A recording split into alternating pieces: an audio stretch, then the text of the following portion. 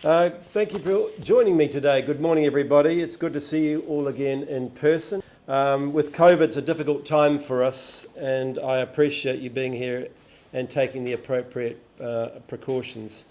As we said, I want to update you on a few issues, and then, of course, as usual, I'll be happy to take your questions. First, I'd like to brief you on the increasing violence in the Equatorian areas. You'll all be aware that armed attacks on civilians and humanitarian convoys in the Yei Lasu and Juba Yei roads over the past week.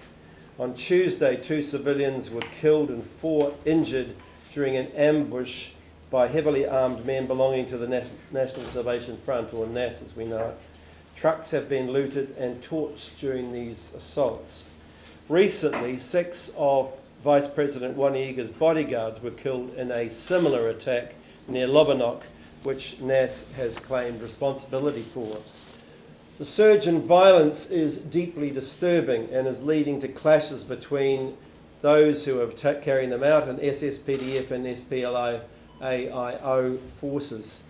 Inevitably, many civilians have been affected. This week we responded by deploying troops to that area and are setting up a temporary operating base in Lobonok, or near Lobonok, so that we can do regular patrols and try and prevent further attacks and hopefully calm the situation down. All of these parties, I should emphasise, have all agreed to the cessation of hostilities that was signed nearly 3 years ago and the Rome Declaration of last year. They should live up to that commitment, stop fighting, protect communities instead of causing harm. The second issue I wanted to touch on is the issue of Jonglei. While the security situation has been a bit calmer recently, which is welcome, tensions still remain very high, and every effort must be made to ensure that fighting does not flare up again. The past 6 months of fighting has killed over 600 people in our estimate, although that could be quite conservative. Women and children have been kidnapped and cattle stolen. Thousands have fled the area. Homes and villages have been burnt. This fighting was made worse by flooding in the area, with OCHA reporting almost 160,000 people now displaced. The humanitarians are working very hard to try and help these people who are living in the open without shelter or without health care, adequate food, sanitation, in the middle of the rainy season. But for recovery and rebuilding to take place, the cycle of violence must stop. UNMISS has been over the last couple of weeks in touch with many of the leaders, both here and in Juba, and right across the ground in Jonglei itself. We'll be working with all groups, the Nua, Mule and Dinka, to organise a series of meetings to help resolve these grievances. We are prepared to put peacekeepers on the ground while leaders negotiate the return of families and other issues that are underlying the problems. But we also need to address the underlying issues. Education, water, access to markets and infrastructure, and policing are just some of those issues involved. If people see there is a real benefit to peace, they may also see the cost of going back to war. All these groups are responsible for the violence. There is no innocent parties.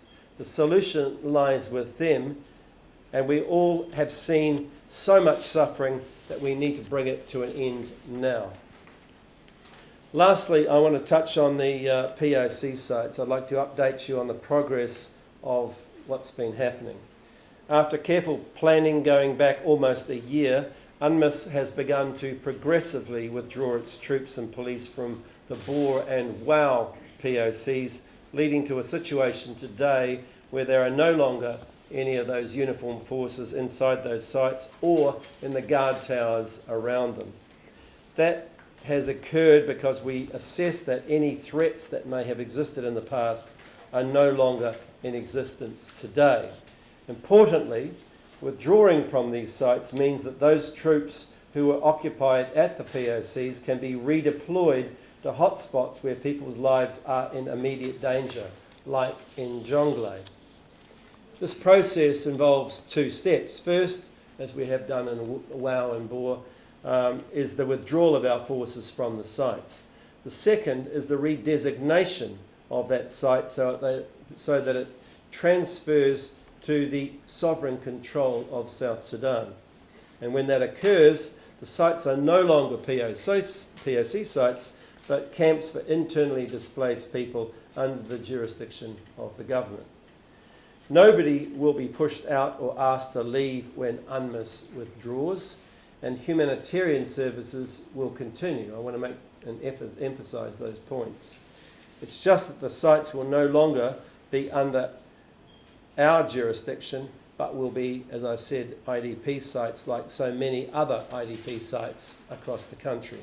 And it'll be the government's responsibility to find other land for these people to settle or to help them return to their homes or assist them or assist those whose houses are occupied by others.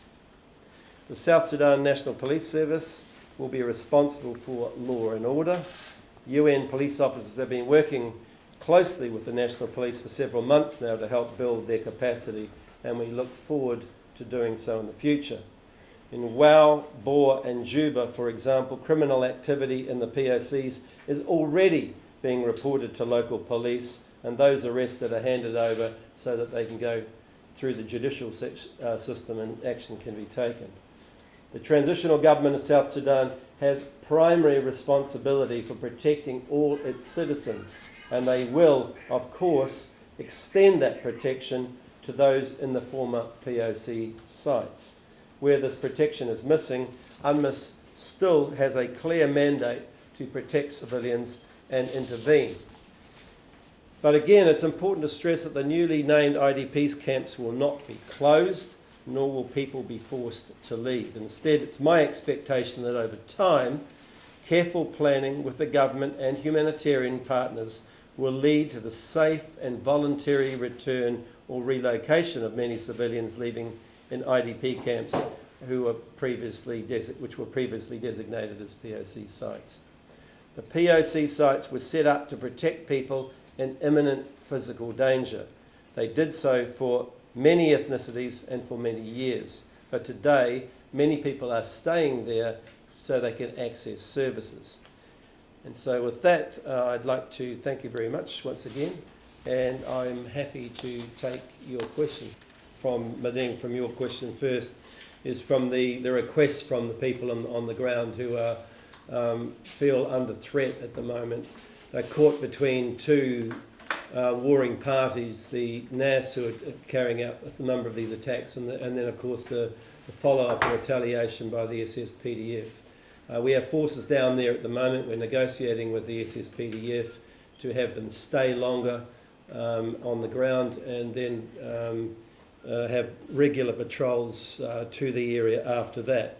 There's been some reluctance from the SSPDF to allow us to do that, and I am appealing to them that this is what people on the ground there want, and it's important that that we are able to work together to make sure that we're able to set that base up. The numbers of, I don't have actual numbers of displaced and deaths at the moment. We are doing some investigations on that, but I don't really want to say anything until we've got more accurate situation.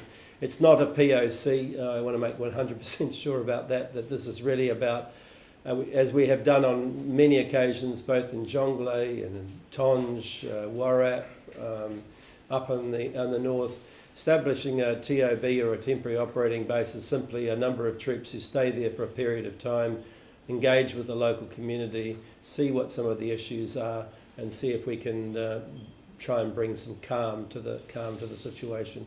From that point on, we can see if we need to do anything further. So that's the reason we're there, and hopefully we can bring calm to the area. And while these two groups get back to the negotiating table, and I understand that Sant'Egidio is engaged behind the scenes trying to bring them sit down and to work something out. So we hope that that'll be successful. On the POCs, the issue and the peace agreement is an ongoing process. I think what we have to recognise that over the last 3 years we've had a cessation of hostilities. The end of 2018 we've had a peace agreement signed, and it's still in progress. It's 2 years old now, almost to the day. We've now got a transitional government in which David Shearer and others have joined.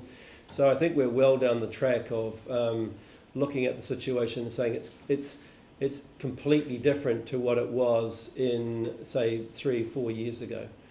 That's not to say that we've still got problems. Yet, as you pointed out, there are delays with the implementation of the peace process. But we've got a different situation that we had before. And we have done assessments, obviously, talking to people, local people on the ground, talking to humanitarians, and assessing the security risk, which we believe is low. What it means for us is, as I said in my opening remarks, it means that we can say to people, look, we don't think there's a need for UNMISS to be here on the ground in the POCs, but what we do need is that we need to be in places where there is ongoing violence, and we just mentioned Lobonok or Jonglei or places like that. It's much better that we're in the places that there is the greatest need for us to be, rather than places where there's not really a need. And so that's effectively what we're doing. We're reassessing that and making that transition. First of all, we haven't prioritised lobonok. It's just an ongoing role that we play in terms of setting up TOBs. So if we look over the last few months, we've set up TOBs in Tonge, in Ramesh, in Northern Unity, in Gumaruk, in Jonglei, in Pieri. I can go on and on. There's been a number across the country, and the idea of setting up a TOB as opposed to just an ordinary patrol is that it enables people to be on the ground there for a long time. Recently, a few months ago, we had a TOB which stayed about 3 months in Mapea, which is just north of Rumbek. And while there was a lot of violence going on there, a lot of people being killed, what it did was it just brought the temperature down of the issues in that area and allowed the various communities to begin talking together. And that's really the function of what we see our role being, which is to depends on exactly on the situation, but is to try and reduce the temperature, try and bring parties together so we can reconcile the situation, not have it carrying on and creating casualties. The violence in Jonglei you mentioned, we have been engaging with the various parties on the ground there for several months. I have to say that for many of them, there was no appetite from either of the three communities, the main communities involved there, to stop fighting. That didn't mean that it was 100% or unanimous. It was mainly amongst the younger portions of the groups. But we tried extremely hard and put our people in harm's way to be able to try and bring about reconciliation there so that it didn't get out of hand as it did. We flew elders and senior leaders around the areas so that in helicopters so that they could meet with people. We put our forces on the ground, we conducted patrols, we were engaging with people the entire time.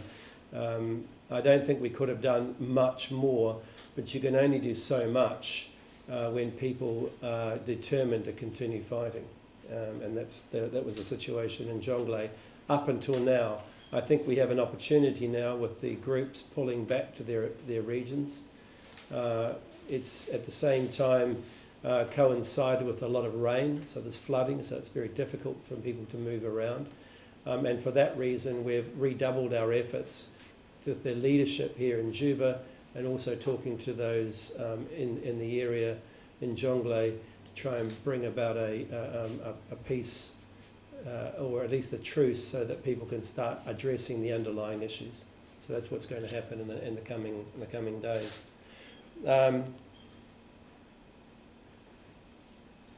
Equatoria in terms of the disturbing violence. Oh yeah, why is it disturbing in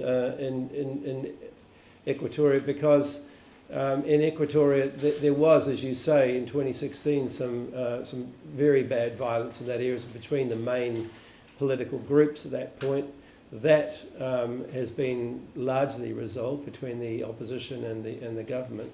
But now what we're seeing is a resurgence of other areas, other groups becoming involved. NAS, we hoped, had signed an agreement, a cessation of hostilities agreement, and was going to abide by that. It appears that they are not. Likewise, the SSPDF has obviously moved against them, and what we're seeing now is civilians being caught in the middle. What we don't want to see is a return to what we did see in 2016, 2017, 2018, when from that area nearly 1 million people fled into South Sudan. So it's time to stop it now, not to let it go on, and that's why we're prioritising that right at the moment. And just in terms of iRadio, your question about numbers, I don't have exact numbers to give you at the moment because it sort of depends on any given day, but generally a company of soldiers is involved in protecting the POCs, which is so 24/7, which means at least 150, but often more than that, depending on what's going on. And then in addition to that, there's probably one to two companies of police, which are again 150 strong in each company. So it's a significant withdrawal of numbers for us. And when it comes to Juba, yes, we're having discussions on Juba as well. We're looking at all of the POCs, but not all of the POCs are perhaps as ready as WOW and Bora, but we're not taking anything off the table. When did you start withdrawing from Bora? From Bora and WOW, from WOW, maybe from the end of last year, beginning of this year. We reported to the Security Council. The Security Council last year asked us to do a report on the POC sites and the future of them. That involved our discussions with government, with the humanitarians, etc. And from that point on, we've been progressively just pulling people out. So it's been over a period of time. Number of peacekeeping bases across South Sudan? Oh, sorry, 17 bases across South Sudan. And in addition to that, there would be as I say, during the dry season, we would have anything up to 5, 6, 7 TOBs in addition to that. So TOBs would be temporary bases where there would be basically tents, and soldiers would be on the ground for a little while, and then they'd 2 or 3 weeks, and then they'd move on. First of all, just on World Humanitarian Day, it's good to remind ourselves about this, and thank you for bringing it up. The humanitarians here, I think, do a remarkable job, and that's both national South Sudanese and international that are here, and they've had a really, really tough time recently with COVID restricting their ability to move around. We welcomed last week the announcement that there will be no longer a need to do 14 days quarantining in Juba before people are allowed to go up into the other areas, which means that they can respond much, much more quickly to areas like flooding and things. Otherwise they sit here for 14 days while people are suffering before they're allowed to be able to get up there. So that's been good. We're still seeing some denials of access, so that's a real challenge. And obviously the flooding itself is a real challenge. Where do they base themselves? Many of the people, their bases have been flooded out. And in some areas, notably Jonglei, once again, the humanitarian stores, offices have been looted and destroyed. So they have a lot of problems. And I've said this before, but I think it's worth saying it again. I think one of the big challenges that we have is that while the whole world, including South Sudan, is trying to come to terms with COVID and how COVID affects us, what we really want to make sure is that the health workers that are dealing with all of the preventable diseases, whether they be malaria or tuberculosis or HIV or whatever it is, are able to continue functioning. What we don't want to see is COVID stopping health workers from continuing. And that's really important. When we looked at the example of Ebola in West Africa a few years ago, about 10,000 people died from Ebola in West Africa, but a lot more died from preventable diseases because all of the health workers were all concentrated on doing something to respond to the COVID to the Ebola. So we've got to make sure that doesn't happen again.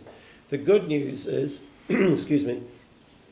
The good news is, as yesterday and today, we are receiving more than 70 metric tons of supplies of PPE. And this is going to be distributed right across the country so that health workers in all of these clinics around the place are going to be able to be protected. So they can continue doing their jobs, vaccinating children, helping mothers, whatever they need to do. And be more protected against COVID-19. So today is a very good day to be asking that question, because we're seeing finally the first really big shipments of PPE coming into the country, which is very welcome.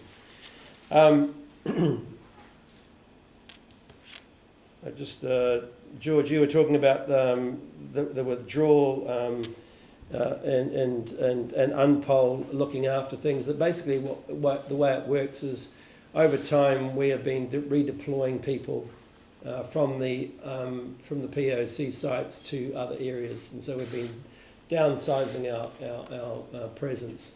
At the same time, we have been working with the SSNPS as we've gone on, and we've built, I think, over the last couple of years, 26 police stations to support the SSNPS. We are looking to co-locate in many of the areas near the POCs so that we're working together, and that gives us an ability to provide some technical support and logistics support if that's what's needed. So that part of the work is ongoing, and then when these POC sites are redesignated, which they're not at the moment, but when they do become redesignated as IDP camps, then the SSNPS has full responsibility for those sites, and UNMISS steps right back. We'll continue to support them, but we will step right back. So the first responders and the ultimate responsibility lies with the SSNPS at that point. And your question, we can't perform miracles. We are putting ourselves on the ground there as best we can. We'll continue to do patrolling. We'll continue to listen to people. We'll take evidence from people. We'll hear what they've got to say. We will report that back to the Igga and various others that are involved, and obviously Sant'Egidio in terms of what they are doing, and we'll try and bring people together on the ground. But we can't be absolutely behind every tree and in every single village. It's impossible for us to do that. But we'll do our best to try and bring some calm to the area. On the intercommunal violence, does it threaten the peace agreement? The short answer is no, because I think there is a commitment by the government and the opposition to maintain the peace agreement. However, when you have fighting that's happening between different groups, and I'm referring more to Jonglei than I am to Equatoria now, and you have different groups that are associated with those forces, you will often find that it's not simply intercommunal. It starts to become political as well, and that was the real worry we had in Jonglei, that Jonglei would spiral out of So not say so it's out of control, but it would start affecting the implementation of the peace process.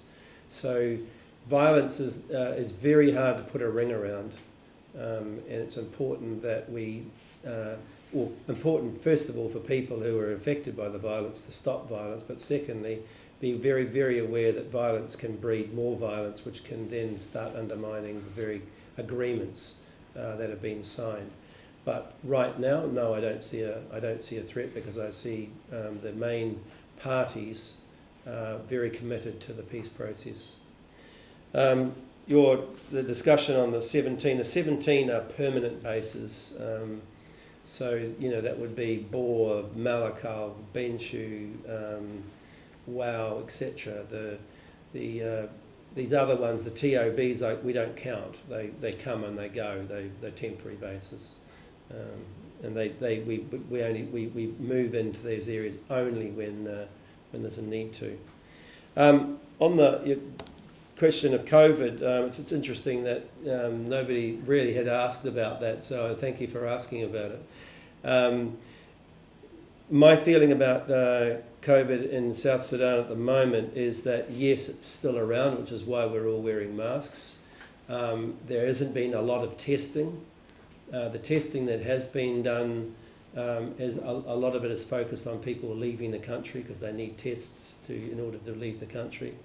And I think what we need to do is, with WHO support obviously as well, is to increase the number of tests in these, what they call sentinel sites that can give us a bit more of an indicator of what's happening out there. There's a sort of a feeling that I'm getting at the moment, it's over with, it's done. I don't agree with that. I don't believe that. In the POC sites, I don't think the POC sites are any different from the surrounding areas.